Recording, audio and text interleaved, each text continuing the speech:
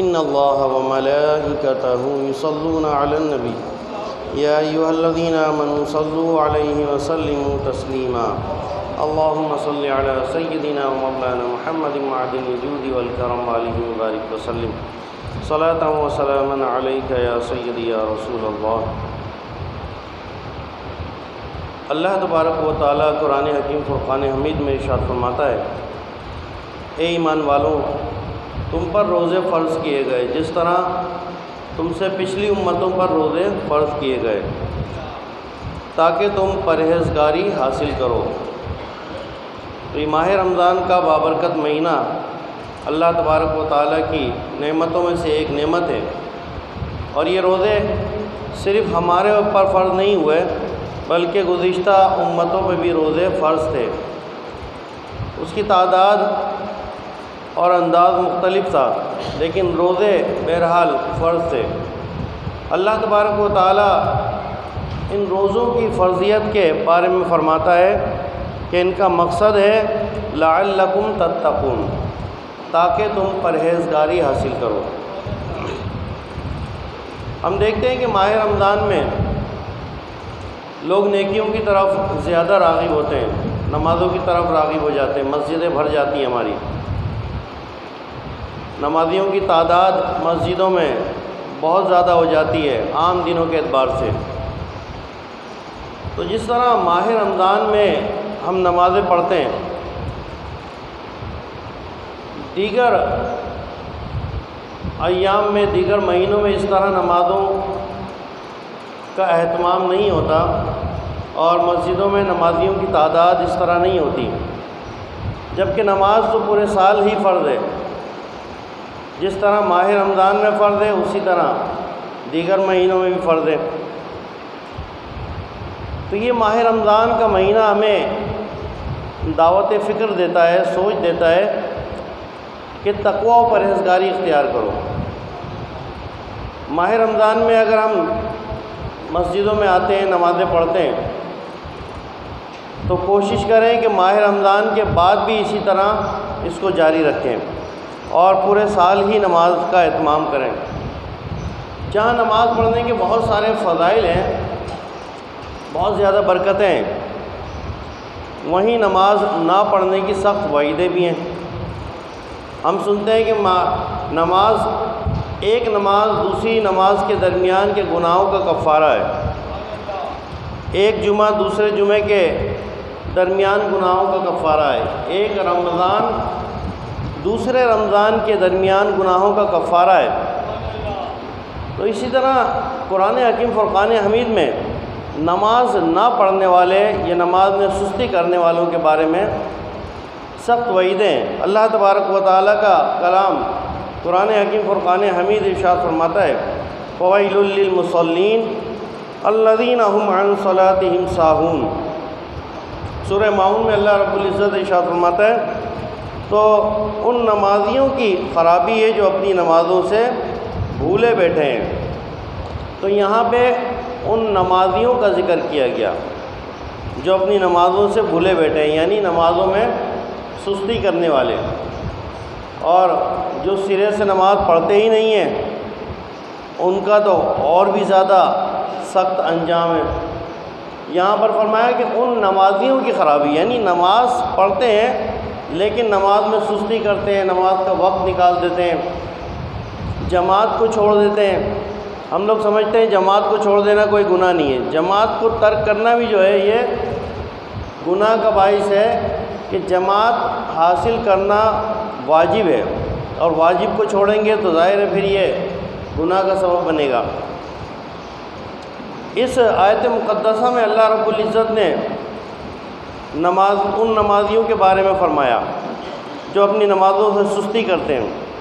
حضرت سیدنا سعد بن ابی وقاص رضی اللہ تعالیٰ عنہ نے بارگاہ رسالت میں عرض کیا تو سرکار دو عالم صلی اللہ علیہ وسلم نے ارشاد فرمایا، اس سے مراد وہ لوگ ہیں جو نماز وقت گزار کر پڑھتے ہیں۔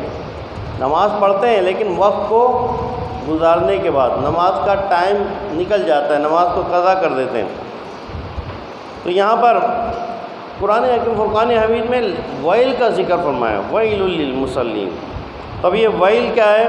صدر الشریعہ بدر الطریقہ مولانا امجد علی اعظمی رحمۃ اللہ تعالیٰ علیہ فرماتے ہیں، جہنم میں ایک ویل نامی خوفناک وادی ہے جس کی سختی سے جہنم خود پناہ مانگتا ہے، اور اس میں جان بوجھ کر نماز قضا کرنے والے داخل کیے جائیں گے۔ یعنی ویل اتنی خطرناک وادی ہے جہنم میں کہ جہنم بھی پناہ مانگتا ہے اس سے، تو اس کے اندر بے نمازی داخل کیے جائیں گے، نمازوں کا وقت گزار کے پڑھنے والے، نماز میں سستی کرنے والے داخل کیے جائیں گے۔ حضرت امام محمد بن احمد ذہبی فرماتے ہیں، کہا گیا کہ جہنم میں ایک وادی ہے جس کا نام ویل ہے، اگر اس میں پہاڑ ڈال دیے جائیں تو وہ بھی اس کی گرمی سے پگھل جائیں، اتنی سخت گرمی ہے اس کی۔ اور یہ ان لوگوں کا ٹھکانہ ہے جو نماز میں سستی کرتے ہیں اور وقت کے بعد نماز قضا کر کے پڑھتے ہیں، مگر یہ کہ وہ اپنی کوتاہی پر نادم ہو اور بارگاہ الہی میں توبہ کر لیں، سچے دل سے توبہ کر لیں تو اللہ تبارک و تعالیٰ بخشنے والا مہربان ہے۔ ایک اور حدیث پاک میں بے نمازیوں کا تذکرہ کرتے ہوئے سرکار دو عالم صلی اللہ علیہ وسلم نے ارشاد فرمایا، صحابہ اکرام علیہ رضوان سے فرمایا کہ آج رات دو شخص یعنی جبریل امین اور میکائیل علیہ السلام میرے پاس آئے، مجھے ارض مقدسہ میں لے گئے، میں نے دیکھا کہ ایک شخص لیٹا ہوا ہے، اس کے سرانے ایک شخص پتھر اٹھائے کھڑا ہے اور پے در پہ اس کے سر کو کچل رہا ہے، بھاری پتھر سے اس کے سر پہ مارتا ہے، اس کا سر کچل جاتا ہے، یعنی چکنا چور ہو جاتا ہے۔ پھر اس کے بعد وہ شخص دوبارہ پتھر اٹھاتا ہے اور پھر دوبارہ مارتا ہے، تو فرشتے حضور کی خدمت میں عرض کرتے ہیں کہ یہ جو آپ نے منظر دیکھا یہ وہ شخص ہے کہ جو نماز کے اوقات میں سوتا رہتا تھا، یعنی نمازوں کو قضا کر دیتا تھا، اور قرآن پڑھ کر اس نے قرآن کو جو ہے بھلا دیا، یعنی اس کے احکامات کو چھوڑ دیے، تو قیامت تک اس کے ساتھ یہ برتاؤ ہوتا رہے گا۔ کتنا سخت عذاب ہے، سر کا کچل جانا، سر میں اگر کوئی پتھر کوئی مار دے، صرف زخم آ جائے یا زخم بھی نہ آئے لیکن صرف پتھر لگے ہی تو کتنی تکلیف ہوتی انسان کو۔ اب یہ تصور سے باہر ہے ایسا عذاب کہ آدمی اس کو تصور کر بھی نہیں سکتا کہ کتنی تکلیف ہوگی، اتنی شدید تکلیف۔ تو بے نمازیوں کے لیے یہ عذاب اللہ رب العزت نے تیار کیا ہے۔ ایک شخص کی بہن فوت ہو گئی، جب اسے دفن کر کے واپس لوٹا تو اس کو یاد آیا کہ اس کی ایک اشرفیوں کی تھیلی تھی، وہ قبر میں گر گئی۔ اب وہ واپس اپنی بہن کی قبر پہ پہنچا اس تھیلی کو لینے کے لیے۔ اس نے جب قبر کو کھولا تو کیا دیکھتا ہے کہ اس کی بہن آگ میں جل رہی ہے اور آگ کے شعلوں سے لپٹی ہوئی ہے۔ اب وہ فوراً ہی اس نے مٹی ڈالی قبر پہ اور بند کر کے واپس آ گیا۔ اپنی والدہ سے پوچھا کہ میری بہن کا کون سا ایسا برا عمل تھا، تو اس کی والدہ نے پوچھا کہ کیا معاملہ ہے؟ اس نے بتایا کہ میں بھی اس طرح اپنی بہن کو عذاب قبر میں مبتلا دیکھ کر آ رہا ہوں۔ تو اس کی والدہ نے بتایا کہ تمہاری بہن نماز پڑھتی تھی لیکن افسوس کہ وہ نماز میں سستی کیا کرتی تھی اور نماز کا وقت نکل جاتا تھا اس کے بعد نماز پڑھتی تھی۔ اب دیکھیں جو نماز پڑھ رہا ہے قضا کر کے اس کا یہ عذاب ہے، اور جو سرے سے نہیں پڑھے گا اس کا کتنا سخت عذاب ہوگا۔ یہ اللہ تبارک و تعالیٰ دنیا میں دکھا دیتا ہے بسا اوقات انسان کو کہ یہ اس طرح کے گناہ ہیں کہ جس سے انسان باز آ جائے۔ تو نماز میں سستی کرنا، نماز نہ پڑھنا، یہ اتنا سخت گناہ ہے اللہ تبارک و تعالیٰ کی بارگاہ میں کہ اللہ تعالیٰ اسے اتنا سخت ناپسند فرماتا ہے۔ اب بسا اوقات آدمی کبھی سوتا ہے، اس کی آنکھ لگ جاتی ہے تو وہ نماز نہیں پڑھ پاتا، لیکن کبھی کبھار اس کو عادت نہیں، ایسا نہیں کہ روزانہ ہی فجر کی نماز جو ہے وہ سوتا رہتا ہے، نماز نہیں پڑھتا، یا کوئی اور نماز جو ہے وہ کسی کام کی مصروفیت کی وجہ سے چھوڑ دیتا ہے۔ اب سوتے میں چھوڑ دینا یا کسی اور کام میں مصروف ہو کے نماز کو قضا کر دینا، دونوں یہی ہے کہ نماز کو قضا کر رہا ہے وہ۔ سوتے ہوئے کی اس طرح کی تھوڑی رعایت ہے کہ اگر وہ کبھی کبھار کا مسئلہ ہے، مجبوری میں وہ کبھی سویا اور نہیں آنکھ لگی، تو جس وقت وہ اٹھا ہے اگر وہ وقت مکروہ اوقات میں سے نہیں ہے تو اس وقت وہ نماز پڑھ لے تو وہ گناہ سے بچ جائے گا۔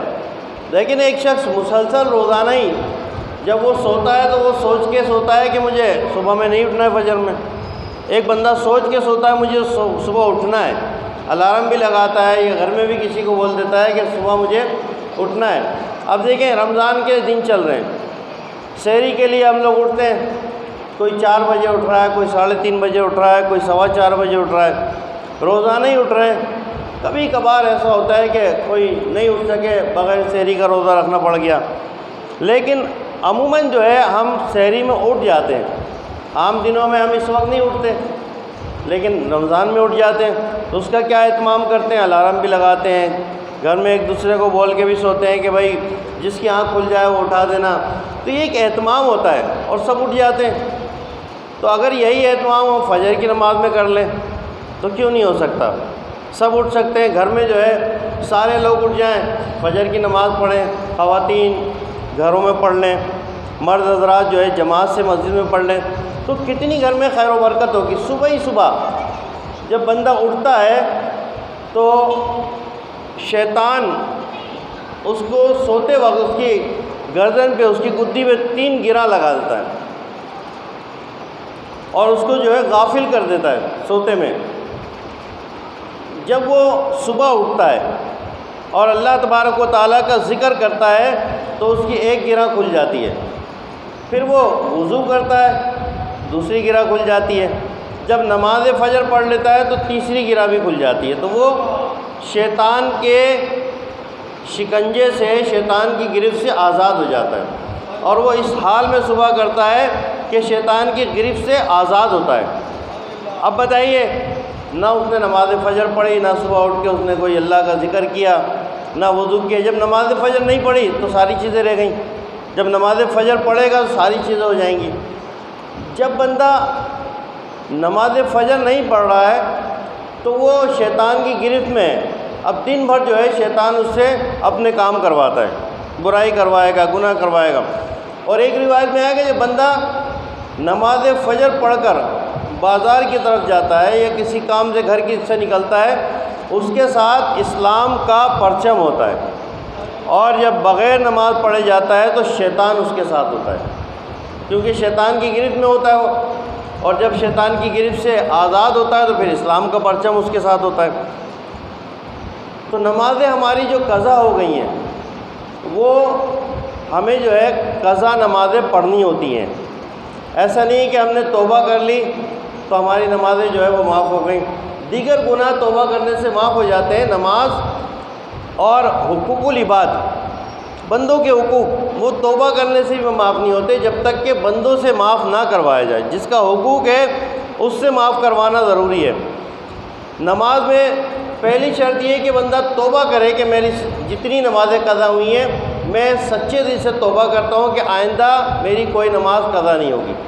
اس کے بعد پھر وہ اپنی نمازوں کا اہتمام کرے کہ میری کتنی نمازیں چھوٹی ہیں، اس قضا کو وہ ادا کرے۔ بعض لوگ جو ہے ایک میسیج چلتا ہے الوداع کے جمعے کے دن، جیسے الوداع کا جمعہ جب آئے گا تو ایک میسیج چلے گا کہ بھائی 4 رکعت نوافل پڑھ لو اور ساری زندگی کی نمازیں قضا ادا ہو گئیں۔ تو ایسا نہیں ہے، ایک ایک نماز کو آپ کو ادا کرنا پڑے گا۔ 4 نماز رکعت پڑھ کے ساری زندگی کی نماز ادا نہیں ہو جاتی۔ توبہ کرنا ضروری ہے۔ اب توبہ کے لیے جو ہے کیا شرائط ہیں؟ صدر الفاضل نعیم الدین مراد آبادی رحمۃ اللہ تعالی علیہ فرماتے ہیں کہ توبہ کے 3 رکن ہیں۔ توبہ کے 3 رکن ہیں۔ سب سے پہلے یہ کہ اعتراف جرم، اب جو بھی جرم کیا ہے، جو بھی گناہ کیا ہے، رب تعالیٰ کی بارگاہ میں اس کو اقرار کرے کہ مجھ سے یہ گناہ ہوا ہے، پہلا رکن یہ ہے۔ دوسرا یہ کہ ندامت کرے، اور تیسرا یہ کہ عزم مصمم کرے کہ اب یہ گناہ نہیں کروں گا۔ تو دیگر گناہوں کے لیے بھی یہی ہے، اور نماز قضا ہو گئی اس کے لیے بھی یہی حکم ہے کہ پہلے بندہ نادم ہو اور عزم مصمم کریں اور پھر اس کے بعد وہ اس کی تلافی کریں۔ اب نماز ہماری قضا ہو گئی تو اب اس کو ہم کیا کریں؟ پہلے ہم نے توبہ کر لی، اب قضا نمازیں ہم کس طرح ادا کریں؟ اب اپنی زندگی کا حساب لگائیں کہ ہماری عمر کتنی ہے اور کتنے سال ہم نے نماز پڑھی ہوگی، کتنے سال نہیں پڑھی، اس کا حساب لگائیں۔ پھر مرد کے لیے 12 سال، عورت کے لیے 9 سال، یہ اس کے بلوغت کی یا نماز کی جو ہے فرض ہونے کی جو ہے عمر ہے۔ تو مرد ہے تو وہ اپنی 12 سال سے دیکھ لے کہ 12 سال کے بعد سے کتنی نمازیں اس کی قضا ہوئی ہیں۔ مثال کے طور پہ اس کی عمر اب 30 سال ہے تو بیچ میں 18 سال آ گئے، اب 18 سال میں کتنے سال اس نے نماز پڑھی ہوگی؟ اگر اس نے 8 سال نماز پڑھی ہے تو اب 10 سال کی نماز اس کے ذمہ ہے۔ جتنے سال بھی پڑھی ہے سب کو اپنا پتہ ہے، ایک اندازہ لگا لیں اور اس کو تھوڑا زیادہ ہی رکھیں۔ اگر قضا نمازیں آپ نے زیادہ پڑھ لیں تو یہ آپ کے نوافل میں شامل ہو جائیں گی، لیکن اگر کچھ قضا رہ گئی تو ساری زندگی کی نوافل جو ہے اس کی تلافی نہیں کر سکتی۔ اگر ساری زندگی نوافل پڑھتا رہے اور اس کی 2 رکعت فجر کی نماز قضا ہے اس کے ذمے تو وہ نوافل اس کی تلافی نہیں کریں گے۔ تو یہ اس کو اندازہ لگانا ہے کہ میری کتنی عمر ہے اور 12 سال کے بعد کتنی میں نے نمازیں قضا کی ہیں، اس کا حساب لگا لیں۔ اب ایک دن کی 6 رکعت ہوتی ہیں، 5 فرض نمازیں ہو گئی اور 1 وتر واجب، وتر واجب بھی جو ہے قضا کرنا ضروری ہے۔ تو یہ آپ کو میں قضائے عمری کا ایک آسان سا طریقہ بتا رہا ہوں، اور یہ ہر شخص کے لیے انتہائی ضروری ہے کہ وہ اپنی قضائے عمری ادا کرے۔ تو اس کو پتہ ہونا چاہیے کہ کس طرح وہ ادا کرے اور آسانی سے کم وقت میں زیادہ قضائے عمری کس طرح ادا کر سکتے ہیں۔ آپ جو ہے اس طرح بنتی ہے کہ ایک دن کی 20 رکعت بنتی ہیں، ایک دن کی جو ہے وہ آپ کی 20 رکعتیں، یعنی فجر کی 2، ظہر کی 4، عصر کی 4، مغرب کی 3، عشاء کی 4 فرض اور 3 وتر، 20 رکعتیں بن گئیں۔ اب اس کو آپ کسی بھی وقت میں پڑھ سکتے ہیں مکروہ اوقات کے علاوہ، اور مسجد میں اگر پڑھ رہے ہیں تو کوشش کریں کہ فجر اور عصر کے بعد مسجد میں نہ پڑھیں، کہ فجر اور عصر کے بعد نوافل نہیں ہوتے، تو آپ فرض پڑھ کے ابھی بیٹھے ہیں اور پھر آپ جو ہے کھڑے ہو کے پڑھنے تو لوگ دیکھیں گے تو وہ سمجھیں کہ شاید یہ نوافل پڑھ رہے ہیں، اور اگر یہ سمجھیں کہ قضائے عمری پڑھ رہے ہیں تو یہ بھی ایک گناہ ہے، کہ گناہ کا اظہار کرنا یہ بھی گناہ ہے کہ آپ کی نماز قضا ہوئی، یہ گناہ کیا تھا آپ نے۔ اب اعلانیہ سب کے سامنے آپ قضائے عمری ادا نہیں کریں۔ اب ایسے ٹائم پہ آپ پڑھ لیں جیسے ظہر کے بعد، تو اس میں لوگ سمجھیں گے صحیح ہے نوافل پڑھ رہا ہوگا۔ مغرب کے بعد پڑھ لیں آپ، وہ بھی نوافل پڑھنے کا سب سمجھ سکتے ہیں۔ عشاء کے بعد ہے، تو اس طرح کے اوقات ہیں اس میں آپ مسجد میں بھلے پڑھ لیں۔ اب اس میں آپ آسانی سے جو ہے روزانہ کی بنیاد پر اگر 20 رکعت پڑھنا چاہتے ہیں تو اس طرح کریں کہ آپ ظہر کی نماز پڑھنے آئے، آخر کے جو 2 نوافل ہیں ان کی جگہ آپ فجر کی 2 فرض پڑھ لیں، اسی وقت میں آپ نے 2 فرض پڑھ لی۔ پھر آپ جو ہے عصر کی نماز پڑھنے آئے، آپ نے 4 جو سنتیں ہیں عصر کی وہ غیر موقوتہ ہیں، تو ان کو آپ چھوڑ کر اس کی جگہ آپ ظہر کے 4 فرض پڑھ لیں، آپ کی 6 رکعتیں ہو جائیں گی۔ آپ جو ہے مغرب میں نماز پڑھنے آئے تو مغرب کے جو آخر کے نوافل ہیں اس کی جگہ آپ جو ہے عصر کے 4 فرض پڑھ لیں، تو اس طرح آپ کی جو ہے عصر ادا ہو گئی۔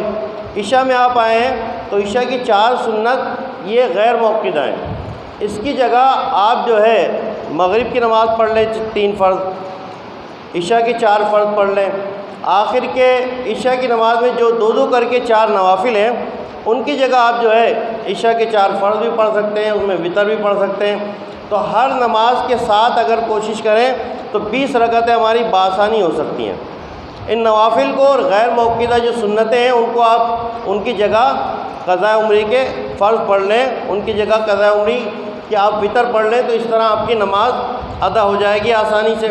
اب ہم رکوع میں پڑھتے ہیں 3 مرتبہ سبحان ربی العظیم، 3 کی جگہ آپ صرف 1 مرتبہ پڑھ لیں سبحان ربی العظیم، 1 مرتبہ پڑھ کے آپ کھڑے ہو جائیں۔ سمیع اللہ لمن حمیدہ کا سجدے میں گئے، سجدے میں 3 تسبیح کی جگہ 1 تسبیح پڑھ لیں اور آپ جو ہے بیٹھ جائیں۔ اتحیات میں پوری اتحیات پڑھیں، اتحیات پڑھ کر پھر آپ اس کے بعد اللہم صلی علی محمد اتنا درود شریف بھی پڑھ لیں گے تو درود شریف ہو جائے گا، صلی اللہ علیہ وسلم اتنا پڑھ لیں، یہ پڑھ لیں اور اس کے بعد جو ہے سلام پڑھ لیں۔ آپ کی جو ہے کم وقت میں زیادہ تعداد میں آپ کی قضاء عمری ہو جائیں گی، نماز پوری ہو جائے گی اور فرض ہمارا جو ہے یہ ادا ہو جائے گا۔ تو یہ آسانی سے جو ہے قضاء عمری پڑھنے کا ایک طریقہ میں نے آپ کی خدمت میں عرض کیا۔ کوشش کریں اپنی زندگی میں اپنی نماز پڑھ لیں۔ اگر بالفرض کسی کی نمازیں رہتی ہیں، روزے رہتے ہیں، تو اس کا فدیہ ادا کیا جاتا ہے۔ فقہاء اکرام نے ایک آسانی دی ہے ہمارے محرومین کے لیے، اس کو بھی آپ سماعت کر لیں اپنے محرومین کے لیے۔ آپ ایسا ایک بھلائی کا کام کریں کہ ان کی زندگی میں اگر کچھ نمازیں رہ گئی ہیں، روزے رہ گئے ہیں، تو اس کا فدیہ ادا کیا جائے گا۔ اب روزوں کا فدیہ جو ہے وہ ایک دن کا ایک روزے کا فدیہ ہے، اور اسی طرح نمازوں کا فدیہ ہے کہ 6 نمازوں کا فدیہ، ایک دن کی 6 نمازیں۔ اب آج کل جو ہے صدقہ فطر جو چل رہا ہے وہ 140 اور 150، اگر احتیاط سے آپ 150 ہے کم سے کم، ورنہ آپ جو ہے جو سے دیتے ہیں، آپ کھجور سے دیتے ہیں، کشمش سے دیتے ہیں، کاجو سے دیتے ہیں، وہ اس کے الگ ریٹ ہیں۔ کم سے کم جو آٹے کا ہے وہ 150 روپے، تو ایک نماز کا فدیہ 150 روپے، صحیح ہے۔ آپ اپنے مرحومین کے ان کے نمازیں ادا کرنے کے لیے یہ شریعت نے آپ کو آسانی دی ہے کہ فدیہ ادا کر دیں، اور فدیہ ادا کریں گے تو اللہ کی رحمت سے امید ہے کہ ان کی طرف سے یہ ایک سبب بن جائے گا۔ اللہ رب العزت بخشنے والا ہے، مہربان ہے، تو ہم ان کی طرف سے فدیہ ادا کر دیں گے، اللہ تعالیٰ کی رحمت وسیع ہے، وہ انہیں بخش دے۔ تو ایک نماز کا جو ہے 150 روپے، تو 6 نماز جو ہے ایک دن کی 900 روپے بن گئے۔ اسی طرح جو 30 دن کی نمازیں ہوں گی 2700 روپے بنیں گے، اور ایک سال کی جو نمازیں ہیں وہ 32,400 روپے، یہ ایک سال کی نمازوں کا ہے۔ اب جتنے سال کی نمازیں رہ گئی تو 32,400 کے حساب سے اتنے سال کی نمازیں، اس کا فدیہ آپ ادا کر سکتے ہیں۔ اسی طرح روزے کا فدیہ ایک دن کا ایک صدقہ فطر ہے، تو 30 دن کا جو ہے آپ کا 4,500 روپے بن گیا، اور 30 دن کا یعنی ایک سال کا جو ہے 4,500 ہے۔ اب اس کو جو ہے آپ دیکھ لیں کہ کتنے سال کے روزے چھوٹے ہیں، اسی پر جو ہے اس کو کرتے رہیں، جمع کر لیں، تو یہ اس طرح فدیہ ادا ہو جائے گا۔ اب آپ کہیں گے کہ بھائی ایک سال کے جو ہے 32,400 بن رہے ہیں نمازوں کے، اور 4,500 بن رہے ہیں روزوں کے، تو اگر کسی کی بالفرض 20 سال کی ہیں تو یہ تو بہت بڑا اماؤنٹ بن جائے گا، ہمارے پاس تو اس طرح نہیں ہے۔ تو اس کے لیے شریعت نے جال حق میں مفتی احمد یار خان نعیمی رحمۃ اللہ علیہ نے لکھا، اور فتاوی عالمگیری میں، جو صدیوں پرانا فتاوی ہے، فتاوی ہندیہ بھی کہتے ہیں اس کو، فتاوی عالمگیری میں پورے ہیلے کا ایک باب ہے۔ تو اس کا ایک شرعی ہیلہ کیا جاتا ہے کہ آپ کسی شرعی فقیر کو اپنے سامنے بٹھا لیں جو زکوٰۃ لے سکتا ہے، یعنی جس پر زکوٰۃ نہیں بنتی، بھلے وہ نہیں لیتا ہو، شرعی فقیر ہو، زکوٰۃ اس پر بنتی نہیں ہے، تو اس کو بٹھا لیں آپ، اس کو آپ 1 سال کا دے دیں، 1 سال کا اماؤنٹ اگر آپ کے پاس ہے، 2 سال کا ہے، 3 سال کا ہے، 5 سال کا ہے، جتنا آپ کے پاس ہے وہ اماؤنٹ دے دیں، تو جتنا بڑا اماؤنٹ ہوگا جلدی ہلا ہو جائے گا۔ اس کو آپ دیں کہ یہ میں نے آپ کو دیا، اب دل میں ارادہ کر لیں کہ میں اس کو جو ہے یہ فدیے کی رقم دے رہا ہوں، اور لینے والا جو ہے وہ ثواب کی نیت سے یہ کام کرے کہ دوسرے مرحوم کے ہم جو ہے ان کی مدد کر رہے ہیں، وہ جو ہے لے کے واپس دے دے کہ بھائی یہ میری طرف سے تحفہ۔ شرعی ہیلہ اسی طرح ہوتا ہے، شرعی فقیری کے ذریعے، پھر آپ ان کو دے دیں کہ بھائی یہ میری طرف سے جو ہے آپ قبول کریں، انہوں نے لے لیا، پھر آپ کو دے دیا، آپ کے پاس آ گیا، آپ کی ملک ہو گئے، انہوں نے آپ کو دے دیا۔ اس طرح جتنے سال کے ہیں اس طرح آپ ہیر پھیر کر کے جب دے دیں گے تو ان کے ساری زندگی کے جو ہے روزے ادا ہو جائیں گے، ساری زندگی کی نمازوں کا فدیہ ادا ہو جائے گا۔ یہ آپ کو میں مستند کتابوں کا حوالہ دے رہا ہوں، فتاوی عالمگیری میں ہیلے کا پورا باب ہے، اور جال حق میں مفتی احمد یار خان نعیمی رحمۃ اللہ علیہ نے لکھا، اور دیگر نمازوں کی کتابوں میں بھی یہ فدیے کا مسئلہ موجود ہے۔ تو اپنے مرحومین کے ساتھ جو ہے یہ آپ بھلائی کریں، ہمارے والدین میں سے، بہن بھائیوں میں سے جو اس دنیا سے چلے گئے، انہوں نے نمازیں اگر کچھ ان کی رہتی ہیں، روزے رہتے ہیں، تو آپ کسی شرعی فقیر کو بٹھال کے آپ یہ ہیلا کر سکتے ہیں۔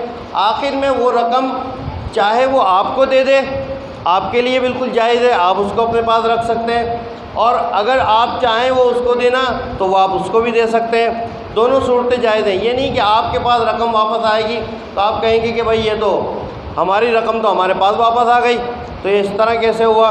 تو یہ شریعت نے ہمیں آسانی دی ہے اپنے مرحومین کی مدد کرنے کے لیے۔ اللہ تبارک و تعالیٰ نقطہ نواز ہے، اللہ تعالیٰ جو ہے وہ چھوٹی چھوٹی باتوں پہ بندوں کو بخش دیتا ہے۔ تو اسباب پیدا کیجئے، خالق اسباب خود جو ہے اپنی رحمتیں نازل فرمائے گا۔ تو یہ اپنے مرحومین کے ایصال ثواب کے لیے ایک فدیہ ہے، ان کا فدیہ ادا کرنے کا ایک میں نے آپ کو طریقہ، شرعی طریقہ بتا دیا جو ہیلے کے ذریعے ہوتا ہے۔ اللہ رب العزت ہم سب کو ان باتوں پر عمل کی توفیق عطا فرمائے۔